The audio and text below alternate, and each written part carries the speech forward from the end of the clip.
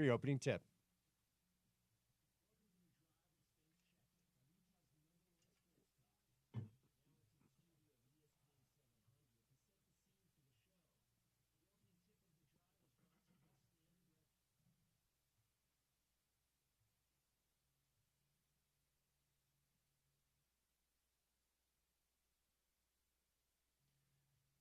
Some anxious moments over the weekend for Ute fans, certainly, as Utah State up in Logan was able to take a 14-3 lead before the Utes kind of got their footing underneath them.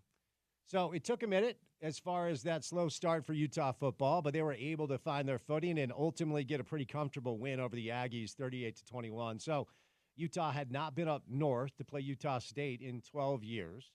So the battle of the brothers, is the wagon wheel BYU Utah State? Is there a wagon wheel involved in this one? I think that's the wagon wheel. Is Okay. BYU Utah State battle of the brothers or something? I'm on record. Whatever it is. I'm on record saying that's the dumbest gift to give as a reward in all of college football because really? It's so ergonomically incorrect. Who's in charge of getting it back down to Provo? That's fair. That would be a horrible assignment. Anyway. Battle of the Brothers, the 112th edition of Utah State goes Utah's way.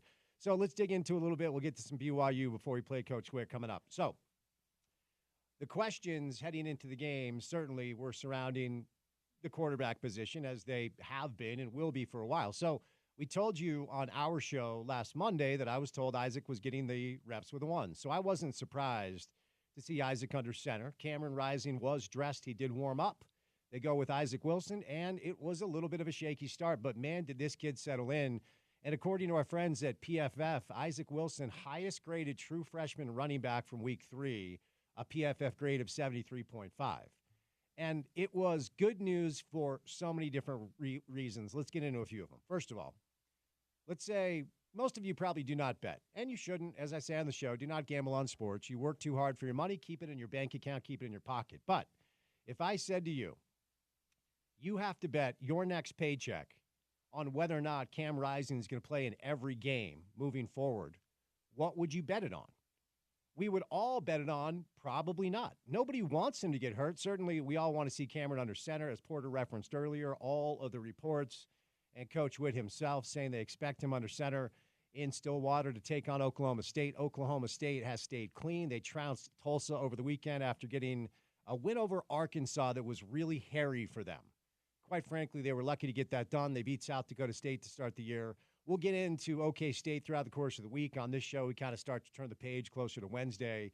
They can really run the football, and right now Utah has some things to fix because Utah State was able to get yards on the ground with Rasul Faison, who had 115 yards on 19 carries. But Isaac specifically answered so many questions for so many people on Saturday. And yes, Utah State is not a P4 team. It's not a Big 12 team. Nate Dryland's a defensive coach, so you know that their defense was prepared, and they did cause some problems for Isaac. It wasn't perfect. It wasn't perfect on either side of the ball. Karene Reed also sat. He is expected to play against Oklahoma State, but that was an issue. Utah sacked Bryson Barnes once. Utah State was able to grab 385 of total. That's way too many yards. I'm sure Coach Witt, Morgan Scalley, not thrilled about that. So certainly things to clean up prior to this road trip, which is so big for so many different reasons. Utah, by the way, is the favorite out of the gates, according to Vegas. Utah in Stillwater, as of now, is a 1.5-point favorite. The over-under is 51.5. It is supposed to be super hot down there next weekend. The AccuWeather game time weather as of now is 93 degrees. And remember, you usually get about 3 points built in as the home team. So Vegas thinks Utah is about 4.5, 5 points better than Oklahoma State. We'll see what the wise guys think. We'll see what the Sharks think. We'll see if that line moves. But Isaac has answered a question that was simply never answered last year. And that is, if Cam is unavailable, and last year was also if Brandon Rose is unavailable, the first two guys go down early, what does that position look like? It was never fully answered. It was Bryson, then it was Nate, then it was both of them sometimes, then it was my guy, the Ferrari Batari for a minute. We just never knew what to expect under center. And the nice thing about what we saw on Saturday is should Cameron have to miss time, and let's hope he does not. Let's hope he's ready to go on Saturday and plays every single game the rest of the way. But again, if you're a betting man, what's your confidence level that that's going to happen? And right now, the best team in college football is dealing with their own situation. Quinn Ewers is week to week. Arch Manning, we saw the next great Manning QB, 5 total touchdowns, including a ridiculous scamper, the longest touchdown run of a Texas quarterback since Vince Young. So Steve Sarkisian got some answers on Saturday from Arch. Kyle Whittingham got some answers on Saturday from Isaac. And it doesn't matter who you are, which team you are. In football, chances are, no matter what the position is, you're going to need multiple players to be able to step up and play that position. Not just 1 or 2, sometimes 3 or 4. We learned it last year with this quarterback stuff. That was such an emphatic answer for me of what Isaac has in him that we can debate all the other stuff. The run defense wasn't great. You didn't pressure the quarterback. You allowed too many tenuous moments against a team you're clearly better than. We can get into all that stuff, but ultimately, I'm sure Kyle and Andy and Morgan and the whole coaching staff on that bus ride back down to Salt Lake had big smiles on their face because their young freshman quarterback, the 5th true freshman in Utah football history to start a game, set a true freshman record with 3 touchdown passes and answer the question of what do we look like when we don't have our starting quarterback? When Cameron is not right, what do we look like? And the good news is this year, at least for now, it seems like they'll look a lot better than they did a year ago. All right, over to BYU real quick. Like I said earlier, they jumped on Wyoming. It was over quick. And that crowd, which gets loose, certainly had nothing to cheer for. Retzlaff comes out, he throws the pick, and you're like, oh, dude. And then Bohannon was actually warming up before this thing got out of control after Jake threw another pick because Aaron Roderick last week, he said, turnovers will be eliminated from my offense. Jake throws a pick. Are they going to throw Bohannon in? They didn't. And Retzlaff bounces back, throws for 291, 3 touchdowns. He did have that one pick, QBR of 75, which is fine. But Wyoming had nothing. And as soon as BYU had that kickoff return for the touchdown on the other side of halftime, it was curtains. There was no comeback to be had. So both BYU and Utah State clean in the non-con. And now they welcome in 2 of the best teams in the Big 12. At Lavelle Edwards, it's going to be 8:30 on ESPN. Kansas State rolls into town as a 7-point favorite, and the over-under is 47.5. All right, coming up on the other side, as we are wont to do on this radio show, on this radio program, we are going to be joined live in studio, I believe, by Dr. Angela Peterson, right? Yes. Okay, yes. So let's get her in. We'll be joined in studio real quick. And then coming up on the other side, we are going to catch up with Coach Witt. If you missed Kyle Whittingham's press conference from earlier today, as we are wont to do on this show, we bring it back to you in the afternoons just in case you got distracted and did not have a chance to check it out. So Josh Furlong will stop by, give you our Big 12 power rankings. Tony Parks live in studio. We'll get to some NFL stuff, a lot of locals in the NFL making some big-time plays. Tim Patrick with a couple of catches for the Lions. First time Tim had catch in an NFL game since 2021. So some good stuff as it pertains to what we saw in the NFL over the weekend with some local players making plays. All right, joining me now live in studio, you guys have heard me interview Dr. Angela Peterson before because Dr. Peterson about a year ago helped me with testosterone replacements, and now she has me on some vitality peptides. Dr. Peterson, happy Monday. How are you? Good. How are you? I'm good. So let's talk about those 2 things. Then we'll get to the deal, and we'll bring Ken on. It's been about a year for testosterone therapy for me. My levels went from about just under 500 up to almost 950. And then the vitality peptides, it's been about 3 months. I'm doing that every day as well. It's made a massive difference for me. What can you tell our listeners about what it can do for them? Well, it can do lots of things. And I think one of the things we should mention about peptides is they can really help with pain. And I think that's another issue that's helped you as well. So they really can help heal soft tissue. And if you have aches and pains, back pain, knee pain, joint pain, the peptides that I can recommend can really help with that. So they're super cool. And then testosterone, historically right now is very low in men. So if you're feeling sluggish, if you have a low libido, testosterone needs to be evaluated and we can fix it. All right, you have a treatment for erectile dysfunction that is different than the treatments that have hit the market and suddenly have left, which probably tells you something. Correct. What makes your treatment for ED more effective and different than what the other guys were peddling? Well, it's revolutionary technology with stem cells. And what we're really trying to do is get to the root cause of the problem. And we can really turn your life around. We can change your love life, and we can really make a difference and bring intimacy back in your life. All right, what's the special offer you have for our listeners who call you today? So we're going through this rebranding, and as we reopen this new clinic here in Utah, we are offering our ED treatments at 50% off. All right, it's Lifestyle Men's Health. Stay tuned because Ken's going to join us throughout the course of the rest of the show, but not this segment. So it's Lifestyle Men's Health. It's a new spot, okay? So I would call Dr. Peterson and ask her questions about the testosterone therapy and the peptides, the two things that I have been able to utilize through her. And then if you want the special, it's 50% off for new clients for erectile dysfunction treatments, okay? So here's the number. It's 385-458-9203. That's 385-458-9203. 385-458-9203 or online at lifestylemensclinic.com. Dr. Peterson, thank you. Thanks. All right, more next.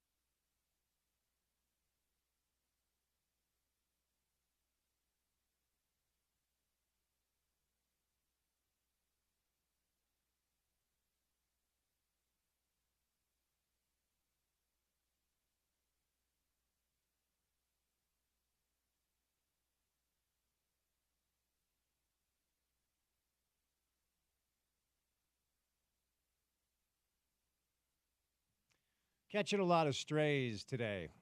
Did you have a chance to tune into Crosstalk, or were you busy, producing a radio show? I actually did not get to hear much of the crosstalk. What was the tea? Let me lob it out, and we'll get to Coach Witt, and maybe we'll readdress this later based off some feedback. Sean on his show was giving away tickets to Disney on Ice and made a statement along the lines of, great thing for your kids, or like if you don't have kids and you want to go, something along the lines of that. And I made the statement that Disney adults that do like the full Disney thing, right? And I'm not talking about watch a Disney movie. I'm not talking about maybe go there one day or something. I'm talking about like you plan the trip. It's like a week-long trip. You're either Disneyland, Disney World.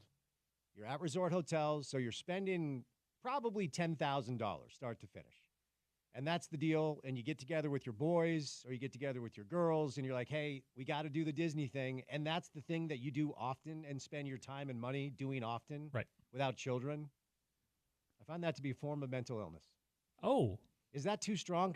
I'm getting feedback that that's a little strong. I would say it's a little strong. Okay.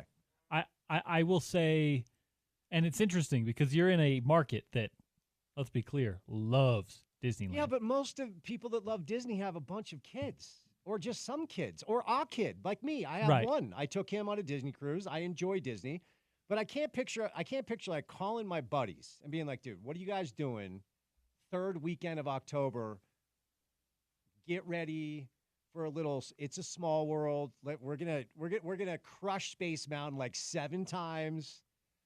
We're going to Anaheim. We're staying at a Disney Resort hotel, and I'm gonna introduce you to what it's like to ride on the Peter Pan ride together. I'm with you. And you buy a sandwich and a soda, and it's like $45. It's not like my cup of tea. If you're not a sports fan, maybe you're not like a big live music person, then you got to find your entertainment somewhere. I can't get with it. I had my Disneyland fill when I was a young child, and it happened quickly. But hey, to each their own. I feel about the Disney experience, the same way I feel about Star Wars movies. I loved them. And then I turned 10. It was time to move on. Yeah, it's okay. I'm not anti-Disney. I just think the adults that are crushing Disney often, like for weeks at a time, I think it's an interesting look. How about that? Okay. That's better than mental illness. And, maybe some things to chat about a professional about as well, if you want to. Yeah, maybe I'll dig into that at some point. Some childhood stuff you want to maybe address. Scoop of vanilla ice cream with Mickey Mouse ears, $47.95. Thanks for coming to Disney World. It's insane, man. Like the money that people spend there is nuts. I think you should go again. Maybe recapture my inner child. Your child, yeah. Thanks for the advice. There you go.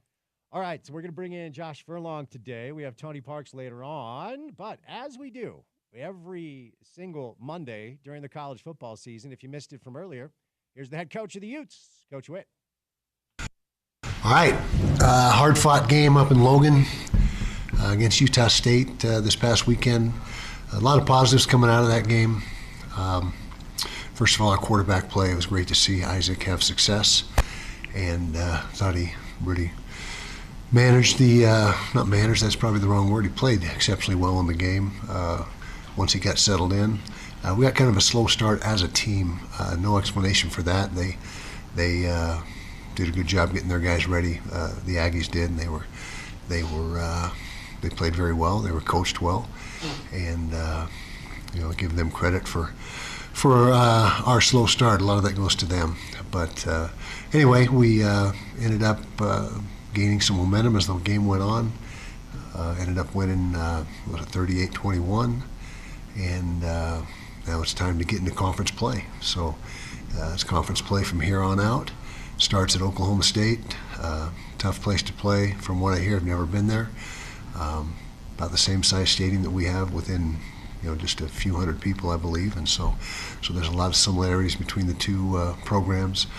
Coach Gundy's done a great job there for a lot of years, and they're undefeated, 3-0, highly ranked, and as are we. So should make for a good matchup, and it'll be an intriguing start for us to the as the first conference game, official conference game in the Big 12. So questions? Yes. Justin says great game on Saturday, by the way. Thank you, Says, Justin. how are you planning on getting the secondary out of the compound with Oklahoma State coming up? Because of the game with Utah State, they got torched during the first quarter. They got torched, huh? Okay, well, we give Utah State some credit. They made some terrific catches in that first quarter, first half, I guess you could say. I thought our secondary was better as the game wore on. Ended up intercepting the football a couple times. They made some plays on the ball up the field in addition to the interceptions. But Utah State has some really good receivers. Bryson Barnes, can't say enough good things about him. He's a competitive kid, and he played very well for him. And we just, the entire team needs to get better. We got deficiencies like everyone in the country does. That's why you go out and practice every week. But we felt pretty good about our secondary's play overall. I think they were right around 50% completion percentage, which is where you'd like to be as a defense. Keep your opponent to 50% is playing some pretty good pass coverage. So, but we'll continue to work with those guys and try to make improvements. Kyle, you've had a few freshman QBs over the years start for certain games. When you're looking at Isaac, what does progression look like to you, and how has he kind of tracked in kind of your estimation of who he is as a QB?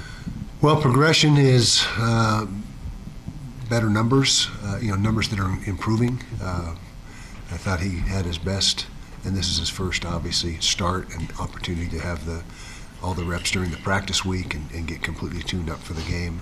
So that's what you look for is the statistical part of it.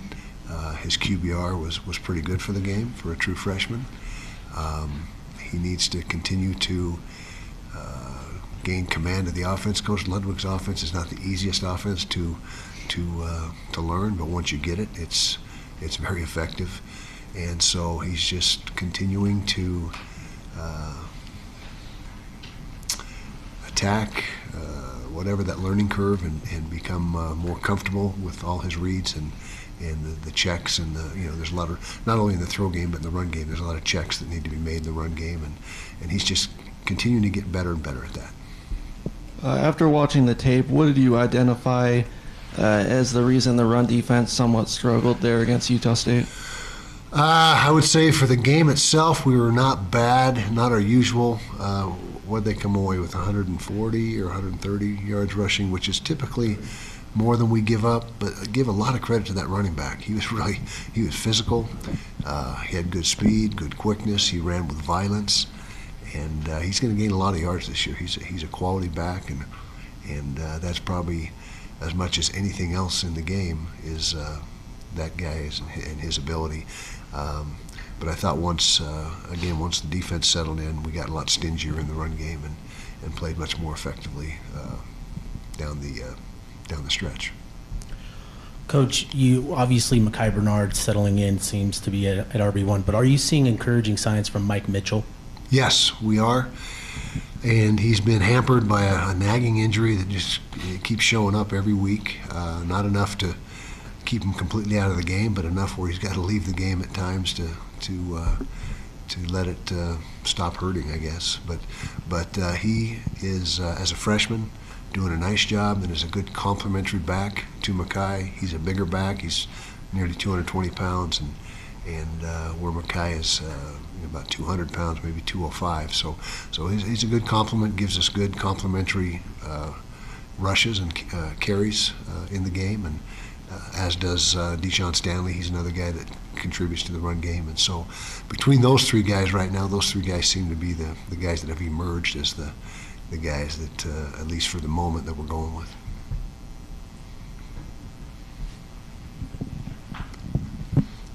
Yeah, we've talked a lot about Caleb Lohner and his pass catching abilities and all that, but are you seeing maybe differences in how teams are going against you when he's in the field goal kicking, or what advantage does that give to have him there with his height?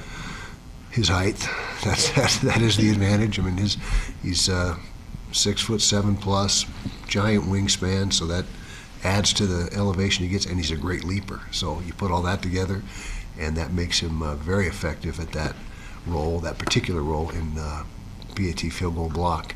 He's got his hands on 2 of them now. Well, would have got 2. I think Van got the first one in the game last week, but Caleb looked like it was right on track for him to get it had Van not got the tip. But anyway, he's effective in that role, and I think you're going to see him become more and more of a factor offensively as the season wears on. Remember, he's never, well, I wouldn't say never, but he hasn't played much football in his life, and it's been several years since he has. And you saw that nice catch, and Isaac threw a great ball, by the way. That's just how you draw that up, is to throw it up where only he can get it, which was the result in the game this past weekend. And we're going to try to continue to expand his role and give him more opportunities. And he is really a tough, eager, has great desire to be successful, and so that's a big part of it, and that's why he's off to a good start, is because of his attitude. Kyle, as you sort of mentioned that it seems like the plan is to have Cam play, for the past 2 weeks, what conversations have you had with him in terms of protecting himself and going into this game, specifically conference play? You've also mentioned that you need him to win this conference. What things are you looking for in terms of what he might put on tape or how he needs to protect himself going forward? Well, what he needs to put on tape is just what he's been doing for us really ever since he took over. I mean, he's a terrific quarterback. When he's on his game, he's typically in the top 10 in the nation in QBR, which again is the barometer that I personally feel is the most accurate and best way to assess quarterback play. And yeah, more of the same as far as your answer to or your question. What have we talked about as far as getting out of harm's way? Just doing a better job of that, and it goes against his grain. He's a tough, competitive guy, as I've said, dozens of times, and it just is not natural for him to turn anything down. But he's got to. He's got to be able to do that. You mentioned offensive line play was kind of hot and cold the first couple of weeks of the season. Is that still the case? Have you seen them solidify in certain areas, and where are they still deficient? Well, it was kind of like the rest of the team. They were not real good in the first quarter. Offensive line, that was their worst quarter of the game this past weekend. But once that was over with and we started to get into a groove, they played exceptionally well and probably played their best football of the season. The last 3 quarters of the game, we rushed for, almost 230 yards and 5.4 a carry, I believe it was. So what we talked about a couple weeks ago in here, the balance that we're looking for and the ability to run the ball over 5 yards a clip, 200 plus yards a game. That's exactly what happened in this game, although it didn't start out very good. We were very average at best in the first quarter. Coach, Junior Tafuna, Keanu Tanavasa seem to be really disruptive on the interior. Yeah. Is that kind of what you're hoping to see out of them this season? Absolutely. Thought they played their best game of the season, and I say that it's only 3 games in, but of the 3 games, those 2 guys really did an excellent job this particular game. And not only from a production standpoint, but their leadership is incredible. Those 2 guys are vocal. They have an infectious type of leadership that wears on, that rubs off on everybody else. And it's not only in games; it's at practice as well, in the weight room, everything they do.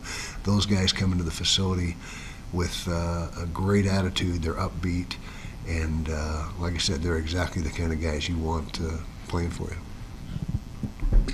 Kyle, what have you seen on tape from Oklahoma State's run game? Ollie Gordon's one of the best running backs in the nation. How do you think you guys are going to have to defend them heading into this week and so forth? Yeah, we're going to have to be good tacklers. He's a guy that breaks a lot of tackles. He's a big back. He's over 6 feet and over 220 pounds, and just wears you out. I mean, he's kind of a bully back there, and that's his style.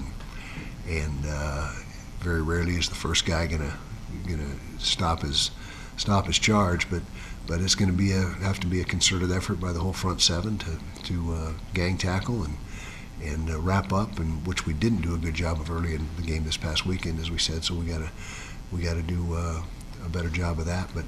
But he's got all our respect and all our attention, and he's a guy that he's one of the premier backs in the country. I don't know what more you can say.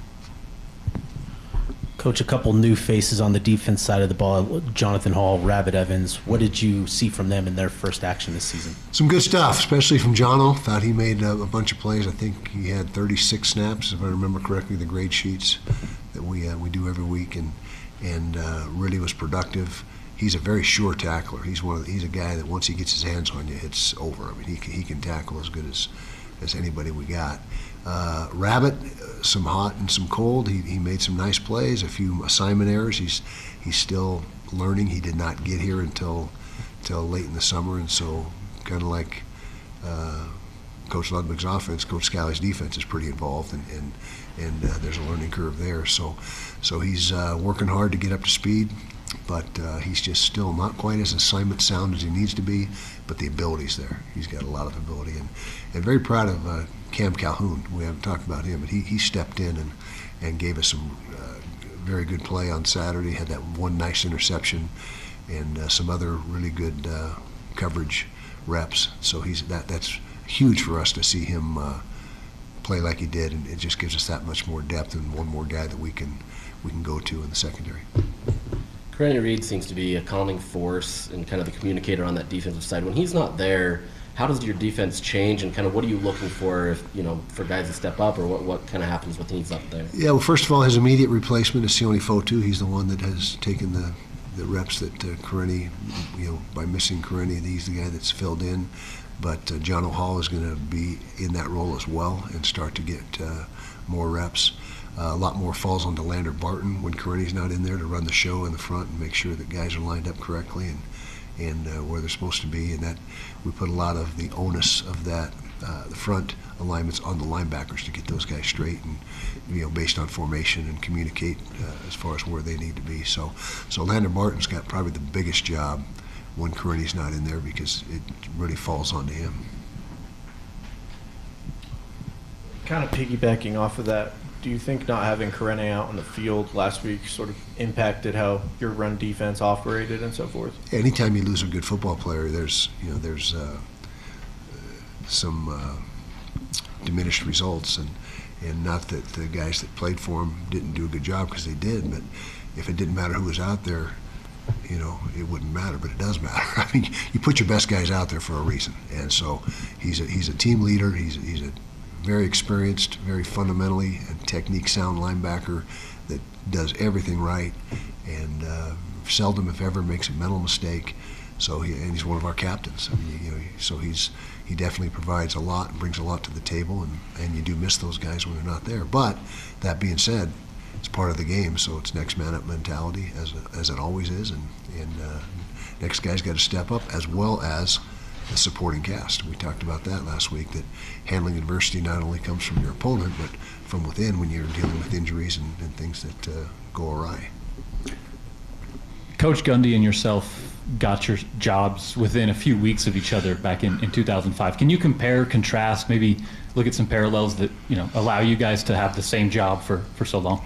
That's a good question. I don't really, because being in the Pac-12 and obviously the Mountain West before that, completely separate from the Big 12. We didn't have a lot of crossover games with the Big 12, just a few here and there, but certainly have been aware of his success. I mean, he's done a terrific job, and that's ultimately the bottom line. If you're not successful, you're not going to be in a job for very long, and so he's done a good job of winning and being consistent, and seems to be every year. I mean, every year they're you know what you're going to get from them, and their guys play hard, and they're well coached, and their personnel is good.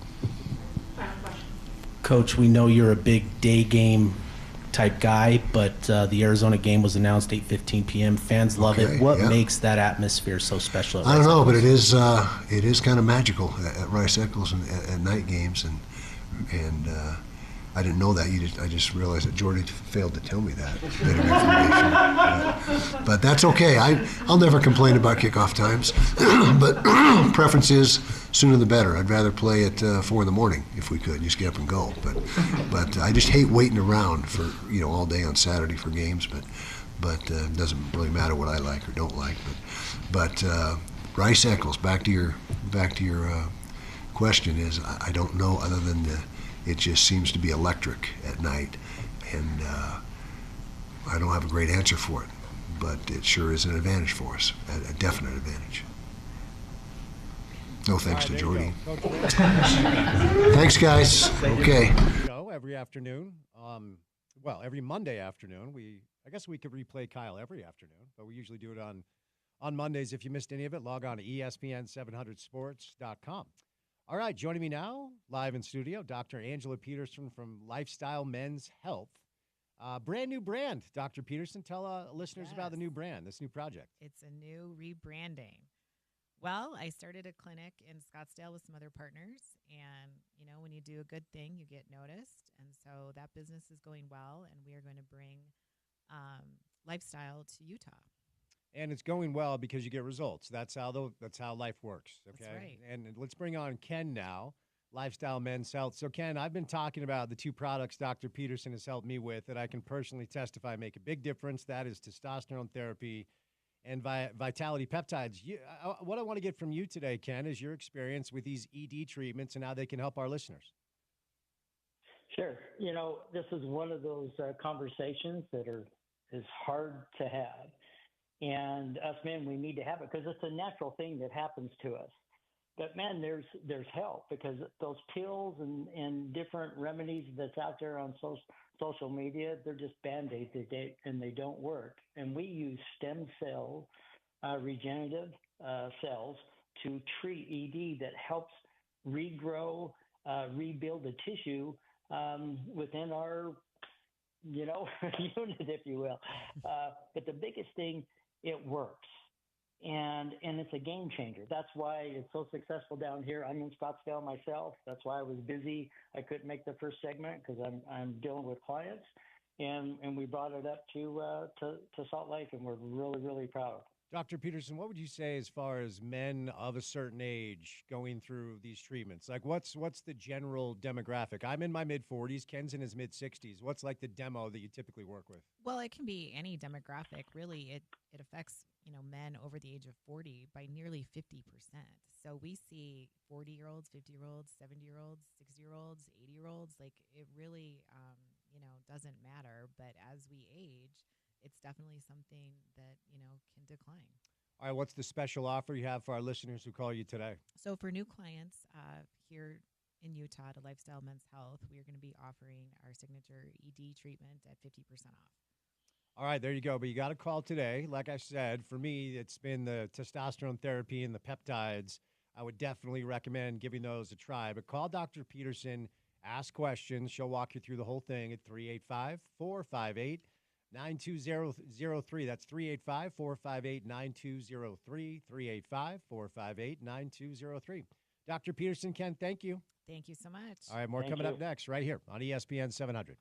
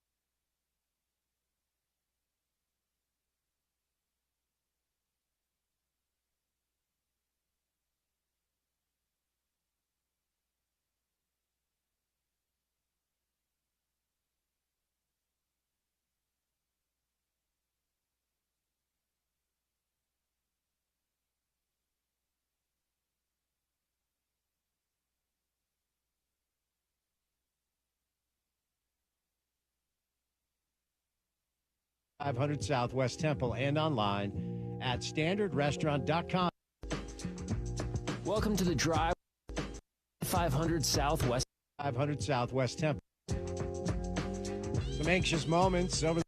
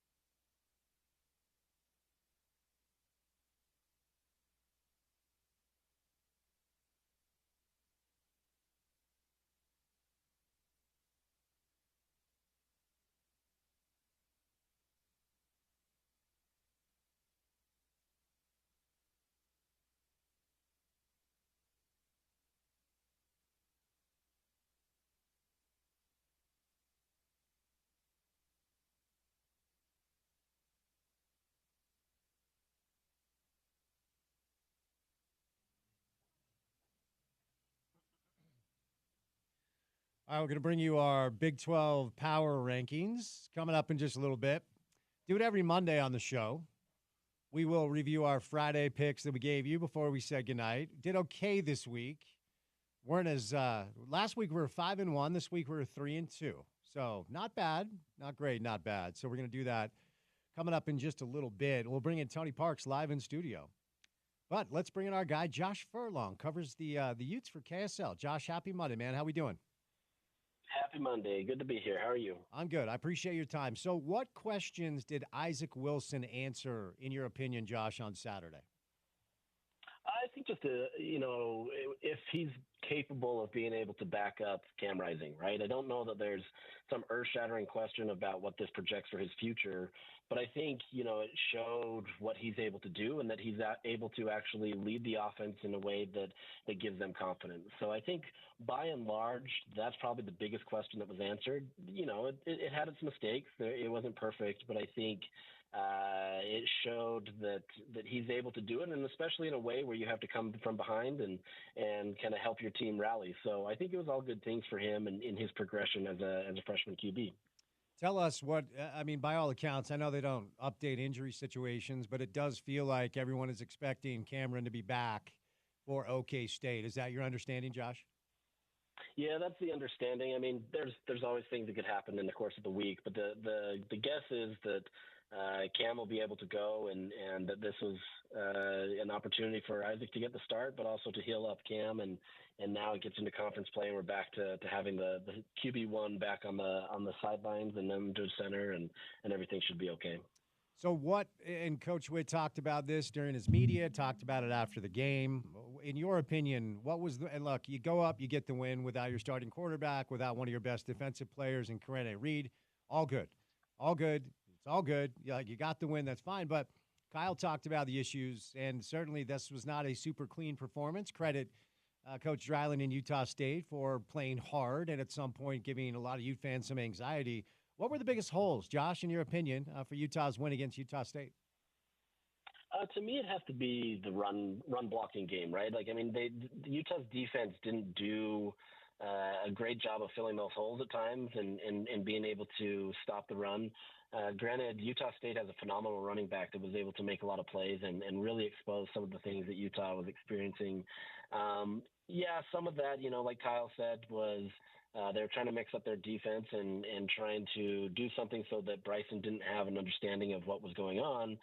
But I think there's still real world things that you have to look at, right? Like you have to be able to contain better. They've got to be able to crash the line better and being able to get those havoc plays. And there were absolutely times where Utah was eating up that backfield and doing well, but then they're exposing this open lane for Bryson or one of the running backs or somebody else to get there.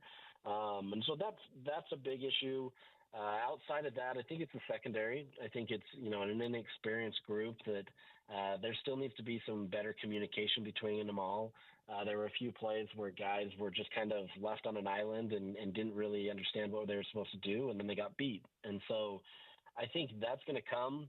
But if that communication doesn't get there, I think that is a world of hurt for Utah, right? Like I think the stuff up front will work its way out and everything will be there. But that secondary is really kind of my concern. And I would say, you want to see a little bit more of these guys being able to go toe to toe. But Utah State had some phenomenal receivers and did a good job. But it's just, you want to be able to have those things under wraps a little bit before you get into conference play.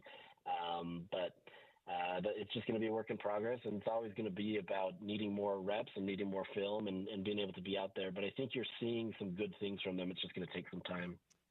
So I referenced Karene, and I was on the sideline when he limped off, a couple weeks back. I did not know he was going to miss time. But do you have an update on Karene Reed leading into OK State and attendant to it? Any other injuries that we should be aware of, or how healthy is Utah coming into Saturday? By and large, Utah is mostly healthy, but there's a few lingering things like the Karene stuff. I think he's questionable for this weekend. I think just the nature of his injury is tough to be able to get in there. But they're going to work really hard to try to get him back because he is that vocal leader of that defense. And so if you have him out, that really impacts it. Beyond him, Connor O'Toole kind of got injured in the game. I don't know his status yet. I haven't been able to hear anything on him. But if he's not available, that is a bit concerning.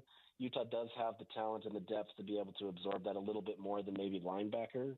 But anytime you're losing any of those elite, pass rushers, that hurts your ability to be able to crash the line, and especially against a veteran offensive line like Oklahoma State, you need those guys to be able to be there. But all in all, Utah is healthy. It's just little nicks and dings that are going to hold out some guys, and they may not have everybody available. But I think Karene is probably the guy that you're praying gets back sooner than later, just because of what he does for that defense and the communication aspects that he brings. Have you been able to, so obviously, and it's different because Cameron Rising and Brant Keith have been playing together for years, and so there's going to be a comfortability factor there, and we're going to see Cameron's eyes go towards Brant quite a bit. Have you been able to, in your time watching Isaac play, decipher who his safety net is, who his favorite target is, the weapon who he seems to have the best chemistry with as of right now? Oh, that's a good question. I don't know that he's necessarily had a favorite target. He's spread it out a little bit. Brant is still probably the safety net there just because of what he does. And I think Utah utilizes him in that way where they give him an easy pass to be able to get out of, right? Like there was a play on Saturday where Brant rolled out and was out in the flats and able to be kind of that easy pass, and Isaac took a better shot. But I think, he still hasn't found that guy that I think he trusts fully. Not that he doesn't trust, but I don't think he has that, connection that Cam and Brant have.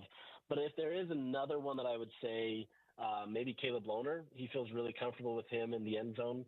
Obviously, that's 2 touchdowns that the two have. Probably a really easy guy to get the ball to, especially since the guy's like 1.5 foot taller than everybody when he jumps up. So I think that's probably going to continue to be a main connection, and especially if Lohner gets more into this offense like Kyle Whittingham says he's going to, I feel like that could be kind of his safety net, especially when things go wrong. I think you asked Coach Witt the question about Caleb's. I want to ask you kind of the same question because I am really fascinated with this story. Everyone knows I'm a basketball guy. I love football, but love basketball, love college basketball. And, Caleb was a hell of an athlete when he was a high school basketball player. Athleticism was never his issue as a basketball player. He was one of the elite athletes on every team he played for, Utah, BYU, Baylor, just strictly from an explosive athleticism standpoint. He just never fully, in my opinion, had the cultivated skill set to be anything other than a decent college player and maybe a European pro. Who knows? But now he's leaned into this thing, and I got to give the kid credit, man. That's a hard thing to do. He's shown a lot of courage, shown a lot of bravery, and I'm sure Coach Witt and his staff saw a lot of potential in Caleb, hence giving him the opportunity. But it's looked really good. What do you think this can look like, Josh, when it's fully baked? Honestly, like the way of ease that Caleb is doing this, it almost makes it seem like, football teams should just be scouting some of these basketball players naturally, like it should just come this easy. I know it's not that easy, right? Like I understand conceptually this isn't an easy thing, but Caleb is making it in such a way that it does feel that way. And then you see him on the field and what kind of a playmaker he can be. He's shifty. He's got versatility just because of how he's been able to play basketball and being able to move quickly. But he's big enough that there's just not really much you can do to stop him unless you get a bigger body corner or some other guy on him. But it becomes a great situation for Utah, whereas if he continues to progress, I don't know how you stop somebody like a Caleb Lohner, right? Like he probably went into college thinking that he's going to go play in the NBA or, like you said, go overseas in Europe. This honestly could be a situation where he could get NFL teams calling him. And like, I don't want to get too crazy and I don't want to like jump the shark, but I think if you can continue to see projections of where he's at versus where he was maybe even 6 months ago, there's a real optimistic side of this game where he can be an NFL player. You can go in there and you can do these things that are going to be able to be dynamic and help your teams win. I still feel like we've only scratched the surface with Caleb.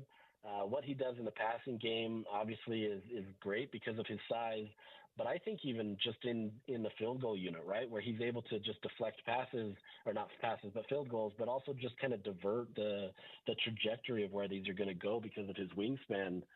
That alone is pretty phenomenal. So it's a fun storyline that I'm really intrigued to continue to watch, because I think if he continues to show strides and progression, you're going to see a lot more people wanting to go get basketball players to fill their tight end room and see what they can do to disrupt what traditional college football is run. We've seen Jalen Glover in the past have great games against UCLA in a tough win, against Colorado in a tough win. I mean, we're talking about touchdowns, 107 yards against Colorado. Even 2 years ago, the win up on the Palouse, he had 20 carries for 76 and a touchdown. Is he the fifth running back on this team? Any insight as to why Jalen seems to have fallen out of favor in that running back room? I don't know if he's in necessarily a spot, right? I think it's more just kind of his attention to detail and wanting to be able to be fully engaged in the system. So, I think there are aspects where he is getting passed up by guys that are willing to put in more of the work. But I think it just comes down to a guy that needs to follow the system, do the things that Quinton Ganther wants him to do. And if he does, I think he's still in that mix, right? In the top three. Early on, that was the case. Kyle had talked about him being in that mix and wasn't giving any indication that he wasn't. Even when he talked about Dijon Stanley, it was kind of like he was kind of more of a gadget type player where he was going to come in certain situations. But now you're seeing that change. To me, that just is more like Utah trying to get him to wake up and trying to do the things that he needs to do to see the field. And if he's not going to do it, it's not going to work. One of the interesting things is, you could see on Saturday that he wanted to leave the field pretty quickly, and there was, someone on the staff that kind of corralled him and brought him in with the rest of the team to celebrate the win. But it's not, this is just an observation. It's not a good situation for him right now, and I think there's a lot of conversations that are going to have to be had. And if he wants to stay with Utah, things are going to have to change. I don't know fully to the extent of what that is, but I think it's a situation where Quinton Ganther and Kyle Whittingham are going to want to see a lot more improvement for him to ever see the field. Do you feel like we've landed in a spot where it's going to be Mekhi and Mike, kind of 1-2, and how strong is that hold on the number one job from Mekhi Bernard? Because there's a lot to like about the way Mike runs, and you can tell Kyle likes him when he's asked about him. But, of course, Mekhi's getting more carries, and he's playing well. So do you think we've kind of landed on the running back solution? It's kind of played itself out where it will be Mekhi Bernard and Mike Mitchell, kind of 1-2? It's probably as close as you're going to get it this year. I think Mekhi has done a good job of being able to establish himself as that lead guy. I don't know that he's firmly established it in the way that Mike couldn't surpass him. I think the biggest issue there is Mike is injured. He's got a hobbling injury with his ankle that is kind of similar to what you saw with Jaquindon last year, where you're going to get him a few times out on the field and then he's going to have to be, taped up again. I think that's what's limiting Mike. There's still aspects of Mitchell's game that you want to be able to see him have better vision, hit the holes a little differently, not just go fully into contact. But I think you're seeing a lot of optimism in his game that leads me to think that he could surpass Mekhi. It just is all going to come down to health. But for Mekhi's standpoint, I mean, I think he's done everything that he needs to. I think he is what he is, and there's things that he still needs to learn, and same type of vision situations. But he's finding ways to be able to be an impact player in the game, and that's exactly what Utah needs, right? They need somebody that's going to go in there, they're going to fight for yards, they're going to do whatever they need to be able to move the ball, and that guy's Mekhi. And as long as you have him continually fighting and continually working hard, I don't know that it matters if he's the established RB1. I think they want somebody to be there, but I think it's a good thing to be able to have guys that they can mix and match, and I think those two complement each other pretty well. All right, Josh, as I've referenced to you before, I am a former Twitter addict in recovery, so I do not watch games, and I'm not connected to my phone the way I used to be. I do not live on the internet in a way that I used to be. So I need to know from somebody who tweets the way you do and has the pulse of Ute fans the way you do, when Utah State went up 14-3 and the offense for Utah wasn't looking great, what was the panic meter like online? Were folks legitimately concerned, or did it feel like most Ute fans understood, like, hey, give it some time, it'll kind of even its way out? No, I think there was legit panic, right? I think there was a lot of people thinking that this was over. Utah was going to lose, especially with the way that Utah's offense wasn't able to move the ball and how well Bryson Barnes was able to move Utah State's offense.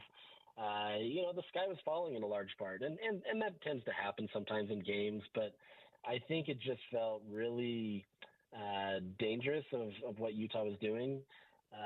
But I think by and large, by the end of the game, fans were pretty happy with what they saw. You saw an Isaac Wilson that really settled in, understood what it took to be able to get over the edge. And in that second half especially, he reverted back to looking like he was in high school, in the sense that he was comfortable. He knew he could be on the field with those guys. He knew he could beat those guys. And I think you leave that game optimistic as a fan, knowing that there's still some things that Utah has to correct, right? I think that was the Twitter fan base kind of looking at it. But I think it's always entertaining to kind of watch how fans overreact or kind of sense these games. But, you get it. That game didn't start out well. Honestly, if not for that Smith-Snowden interception, which was remarkable, by the way, it very well could have been 21-3. And does Utah have what it takes to get back into that one? So interesting situation, but it's definitely reacting in live form to watch that on Twitter. And I definitely get it, by the way. I mean, I said prior to the game, this one felt just a little tricky. I didn't think I picked them to win but not cover, which is what happened. The line was 18. They won by 17. But, Josh, I mean, ultimately, you know the deal. You've been covering this for a while. In-state game. A lot of those Utah State players, and they deserve credit, man. They came out and played well. They punched Utah in the mouth. You're without QB1. You're without a very underrated piece of your defense in Correne. Like, that did have, Josh, some of the elements of an upset alert watch situation. Every weekend in college football, somebody gets got. And, for a minute, it did feel a little bit dicey. I'm not going to lie. Yeah, absolutely. I mean, Utah State has nothing to lose. I mean, you go into that game after a blowout loss to USC. It's not conference play, so there's not really anything on the line in terms of that. But you've got an opportunity to upset a team that is expected to be in the playoffs. Of course, you're going to go out there and you're going to play with this reckless abandon in some respects, right? You're going to go out there and you're going to be the team that if you over pursue, so be it. At least you tried. That's exactly how it felt, right? Utah State put everything out at the very beginning. They were crashing the line. They were the most physical. They absolutely made Utah kind of have to reset and figure out what they were needing to do. And it shows that they can be a good team. But this is a situation where Utah, it kind of shows that if they're not always constantly focusing on what game they're currently in, there's a chance that they're not going to have those postseason opportunities, right? Being the team at the top of the prospective Big 12, you're going to get everybody's best. And that doesn't mean it's not just Utah State. It's going to be Oklahoma State. It's going to be Arizona. It's going to be all these teams. And so you can't have a day off. I don't think Utah was trying for a day off by any means, but I do think that they got a little casual in what they thought they could do based on that USC game with Utah State. They kind of got into it and said, we're going to roll over these guys. We're going to be okay. We don't even need Cam for this game. We're going to go with Isaac in his first start. Those types of things start creeping in, and it becomes a very dangerous game, and Utah State absolutely took advantage of it. And there's opportunities there that they had that, honestly, Utah may have been in a much closer game if not for maybe a few missed passes or interceptions. So fun game, but yeah, I mean, Utah has to learn from that moment and address that as they move forward this season. All right, Josh, last thing and I'll set you loose. It's a big week, man. It's OK State week. We've been circling this game for a while now. The line opened as OK State as a slight favorite. It's moved all the way towards the Utes. As of now, they're a 1.5-point favorite. Utah State was able to get some yards on the ground, and that's what Mike Gundy wants to do. They have the best running back in the country. He won the Doak Walker a year ago, and Ollie Gordon, who's off to a fine start, but he's not dominating. He's averaging 3.5 a carry. He's got 4 touchdowns, 216 yards on 62 carries. That's not going to be an easy place to play. Never been to Stillwater. Maybe one day. Not necessarily on the bucket list. But give us a little preview for Utah OK State coming up on Saturday. Yeah, this is, for all intents and purposes, this is for the Big 12 title, right? This is probably Utah's toughest game this season, at least where they're at right now, and as we see these teams, and so. Utah's going to have to go into this game ready. Ollie Gordon obviously is going to be their biggest concern. They're going to have to look at that and make sure that they can contain him. I always caution people to look at the first few games, and maybe he's not going off for the most yards or whatever. He's going to be motivated for this game, right? He wants to be able to showcase, and not that he hasn't been motivated for the others, but this being a conference game, he sees that he has to be better. This is going to be a tough game for Utah, and if they have any of those issues that they had against Utah State, this could be a very long day. Outside of that, you have a quarterback that has been pretty solid. He, in my opinion, he's kind of like a Bryson Barnes. He can beat you, but he also doesn't have the highest upside. He's had a great year, but he's not as mobile. So it really, to me, it comes down to is if you can contain Ollie Gordon, I think Utah has a good shot of being able to do this. Try to get the momentum early. Don't let that crowd into the game because they will fight back. They're good. Mike Gundy knows what he's doing. Obviously, he's been in that position forever and knows what it takes to win. So you really kind of have to start that game hot. You got to dictate it. You got to hope that if it is Cam Rising, that he starts out really well and that they can move that offense. Because if other not, you're going to have a team that's going to fight back and really battle it back and make you pay if you're not on your best game. So it should be a fun game. I'm excited for it. Stillwater seems like it's a great college town, and really curious to see how these two teams battle it out and what could honestly be kind of like the Big 12 title game. All right, Josh, thanks for the time, man. Have a great week, and we'll catch up soon. Sounds great.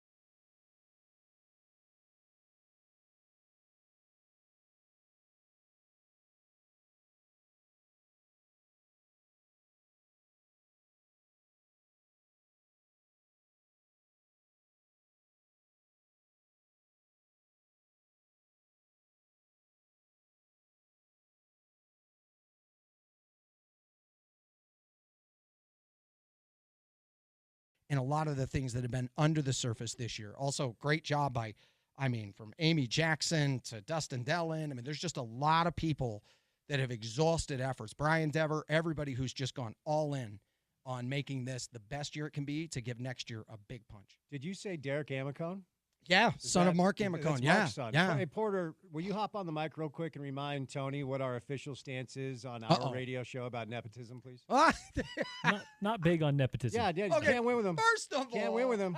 It's just that's just this radio show. That's just our opinion. I kid. Mark's never met Derek, but Mark's a great guy. Derek's obviously. a star, bro. Yeah, that's awesome. Good to hear. Huge star. He's been as close to MVP as anybody could be this year. So before we move off the bees, give me the pitch, man. Let's get people out this week. I completely I'm getting to a game this week. So yeah let's hear it. $5 tickets on Sunday. We're going back to 1994. $5 tickets, unbelievable concession items that'll be at great value pricing, team store items throughout the week that you're going to want to take advantage of with that. Wonderful tributes all week. Iconic members that'll be there. Former big-name people who've played there. Won't give out the names yet, but you're going to want to join us and be a part of that. Friday night's Gold Night, and I know that this is one that's going to hit to you personally. I know, cancer has affected you personally. You and I have talked about this on the air, off the air. That's a big one in the fight against childhood cancer. We're really, really big on that, and my family is all in on doing what we can to support families. And so that night, you get fireworks after the game. Kids get to run the bases after the game on Friday, Saturday, and Sunday. Fireworks on Friday and Saturday. Everything that you're going to want to have, all the feels that made this place so special. You're going to feel it over and over and over again. I was putting together some different videos and just wonderful tributes. So, it's your last chance to get there to catch a Bees game, whether you started there with the Buzz or the Stingers, or whether you were even, the Trappers, or let's say go back to the Gulls. My favorite part is talking to every person, it's always a family story. My grandpa, my dad, my mom, my this, that, and there was this game. They don't remember the score. They don't remember this. Maybe they remember one player in one moment, but they never forgot the foam finger or the foul ball. There's always something there, and I think that's what makes this place so beautiful. Yeah, that's what it's about. I was, and you referenced Go Gold Night, so the fight against childhood cancer, and I just hit my 21 years, man. 21 years cancer proud of you, free, man. But I remember. Thank you very much. I just remember I was 25 when a doctor looked at me and was like, "You're gonna die. You have a brain tumor. You're dying, right?" And so I can remember during my recovery walking up and down the hallways, and it's the kids where you go, "Dude, what? This 5-year-old is in here with no hair?" And I can remember in the room next to me when I was in physical therapy, literally relearning how to walk. A mom, it's hard to talk about. A mom would come in the room every night and pray with her son. And he was 12 years old. And his name was Nate. And I remember listening to her say a prayer with her son, Nate. And then I woke up one morning and he was gone from the room and he died. He passed. Yeah, right. 3 weeks of listening to his mother pray with him every night. At the age of 12, he died of a brain tumor they couldn't operate on. It's just whatever we can do societally to fight our generation's that thing, and that's what cancer is. I definitely applaud that. So where's the best place, Tom, for people to get tickets? Yeah, slbees.com. That's where you want to go, slbees.com. Amazing discounts, very valued pricing. Take advantage of all of that. And I've been telling people, don't just catch one last game. Catch multiple. Yeah. Be there multiple times. Every night's going to look and sound and feel a little bit different. You're going to want to take a piece of that. So, all right. Good stuff. So head over to the Bees game this week. It's the final week of the Bees playing baseball in Salt Lake. Let's move over to the Utes. But before we get there, because you just jarred something in my mind, it really is. It's one of the things that as I age and as I continue to be involved in the world of sports, I try to have perspective on it. It's very much a zero-sum game. We're not changing the world. But the generational connections, I lost my grandfather about 1.5 years ago. Mm-hmm. And, Big Dave, he's getting a little older, right? So I'm watching my dad age. I've said goodbye to my grandpa. And we have this book that was put together for all the grandkids. And all the pictures, it's me and my grandpa golfing. It's me and my grandpa at a Jazz game. It's me and my grandpa at a BYU game. He was a Cougar Club guy. And then the generational connection between my grandpa, my father, and now my son, who's 23. He's fourth generation, big sports fan. He's back east, living in New York, going to Jets games, Yankees game, Knicks game, loving it. I walked through the tailgate the other day but it was prior to the Utah SUU game. And a gentleman called out my name. He listens to the station. And they had a tailgate set up. It was very extensive. They did the prep. They were barbecuing. They had drinks, and it was packed. And he said, I want to introduce you to my grandfather. He's the one that started all this. And I sat down, I talked with him, and he talked about buying a ticket to the old stadium for a nickel back in like 1947. And then I met his son, and then I met his grandsons. And they're all there at the Utah football game, tailgating prior to the kick. And you know the deal when you get into the job. You know, you kind of have to become agnostic. You kind of have to become immune or numb to fandom, or else it compromises the craft of what you're trying to do. And sometimes it does feel too much like a job to me. And so to be reminded of really what it's all about, you know, the stories that you get at the ballpark of people talking about generations of baseball fans going over the years, walking through a tailgate of Utah football where you meet the patriarch of the whole situation, who's been going to Utah football games since 1947, passed it on to his kid, who's now passed it on to his sons. Oh, man. It reminds you, like, we catch a lot of crap in the world of sports. Like, you don't matter. Like, there are too many other things going on in the world. It reminds you why it's fun to exist in the toy aisle that we do covering sports. Oh, yeah. Because what you really are in love with is the emotions you feel and the connections you have. With Michigan winning the national title last year, the connection I have with that with my mom. Sure. Because we'd watch Cubs games in the afternoon, summertime during the day. Well, in the fall, Saturday and Sunday mornings, I would kind of take care of myself early so she could sleep in because she was waitressing, bartending. She was up late, stuff like that. And I would kind of have to take care of myself, take care of the house. So she would get up and we'd watch football together. And I learned the game initially through Michigan football and her, the cool song, cool helmet, cool everything. Oh, my gosh, that was our team. They were the first team on a lot of times. So there's so much wrapped into that. And then it comes into my brother and it just expands out. It has nothing to do with, you know, Elvis Gerbach or Desmond Howard. I mean, but it was the memory and the excitement and all of those moments that we lived through. Charles Woodson soaring through the air, picking off a pass in the end zone in the Rose Bowl. It's the way my mom screamed when Tommy Hendricks picked it off in the end zone against Notre Dame in 1997 and the celebration in our living room. It's that stuff right there. It's that. It's watching her joy and excitement. So you as a fan, whether it's going to the ballpark, whether it's the fan of the Utes and all that, what it really is about is your experience in your life. And that is a fabric of what makes this so beautiful. And I wish we could get back to more of that instead of some of the toxicity that comes with sports, especially now, you know, where I fill in on radio and do that and do more play-by-play. I've been able to really absorb more into the beauty of what makes sports and why we love our team. And one of the reasons why something like a stadium moving is a big deal to a lot of people. It hits you in the heart. You know, it hits you when you've grown up going to these games because that's where your memories exist. And I remember going to Bees games with my grandfather and all these games. And it's ultimately, you know, it is the toy aisle, but it's a great way to connect generation after generation. Let's do a big college football segment coming up next. I want to do some Utah football. I want to do some BYU football, some Big 12 stuff. But we got a couple of minutes here, so let's do a skosh of Jazz basketball. A skosh, Tony. Just a skosh, okay? So Bowler rolled into studio last week. Craig and Gordon come on the show once a week for an hour. Call it the Big Show, Big Hour. It's fun to be reunited with those guys. And bless his heart, we were going over the depth chart. And I was asking him what he's watching out for. And as he was naming the names of the players most likely in the rotation, I'm just like, well, good luck calling those games, pal. So, I mean, look, ultimately, we all know the deal, okay? And as I was saying to you off air, Danny Ainge has a track record. Danny does not need me to stand up for him, okay? His resume is out there. You can go look at it. And the fact of the matter is, things like this take time. Here's the issue, Tony, as I see it. Vegas over-under wins right now in the NBA, in the Western Conference. Because you remember, we were both working over there during the Mitchell, Gobert, Quinn, Dennis Lindsey, Ingles, like that whole thing. And so the walking line at the time was we hope we're in a spot to capitalize on a window that opens when Golden State is kind of done and LeBron is a little bit older and maybe Kawhi is aged out. Like when that happens, we hope to be in the spot to be the team with the players in their prime to maybe win something special. Yeah. Now here's the issue. Vegas over-under wins. OKC 1, Minnesota 2. You're looking at this point, Dallas 3. Let's see here. Pelicans, Kings, Grizzlies with Ja back. And then you get into, there's the Kings, then it's the Lakers, then it's the Suns, then it's the Lakers, then it's the Warriors, and then it's the Spurs, then it's the Rockets. And the final two, the only two teams that are not thought to be close to competing for a playoff spot in the West are the Jazz and the Trailblazers.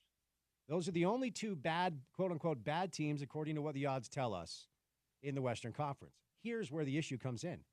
OKC is not going anywhere forever. They're awesome and they're young. Jokic still in his 20s. Michael Porter Jr. is still young. Jamal Murray, if he can get back, like Denver still has a runway of 4 or 5 years. So does Minnesota. You can make an argument that the Pelicans do, that the Kings do. So now the seven of the 8 top teams in the West are better than the Jazz, and they're also young.